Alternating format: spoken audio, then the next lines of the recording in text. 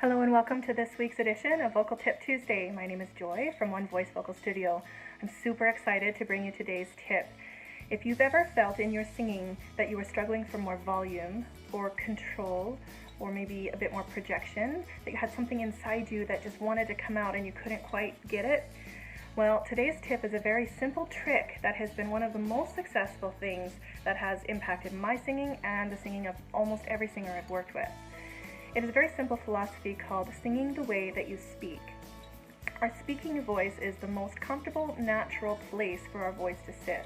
Our larynx is not raised, it's in a neutral position, our vocal folds are not excessively compressed, they're very relaxed and they're doing what they were created to do.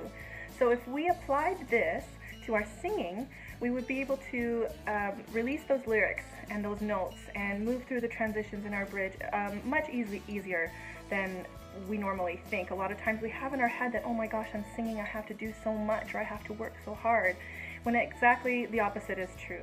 Now, as a practical application, if we were going to take apart a song, what I would do with a singer if I was working with them is to take the song and just dissect it kind of line by line and practice saying the line first. For example, in the song She Used to Be Mine, the line, for the girl that I knew who'd be reckless just enough. So that line kind of sits in the passaggio area for the female voice, the first transition or the bridge, where technically we do tend to have a little bit of trouble moving through it. So it's a good place to practice this particular trick. So if I was to sing it without applying the technique, then it would sound a little bit like, for the girl that I knew who'd be reckless just enough, who'd get hurt but who learns how to toughen up.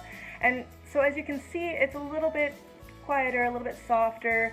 There's a lot of harmonics happening in there that I myself would probably want to zoom in on and punch up a little bit to make it a little bit more clear, a little bit more exciting. It's fine, but I know for almost all of us we will always want a little bit more.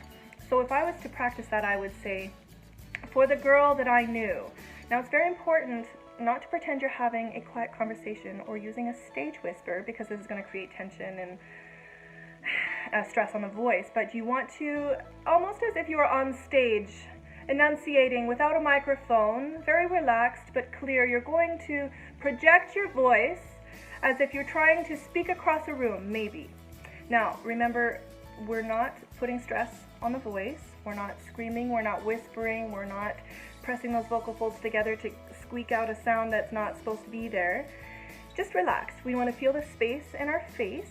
We want to be relaxed and just speak as naturally as possible. For the girl that I knew, for the girl that I knew, and then to sing it immediately so the muscle memory kicks in.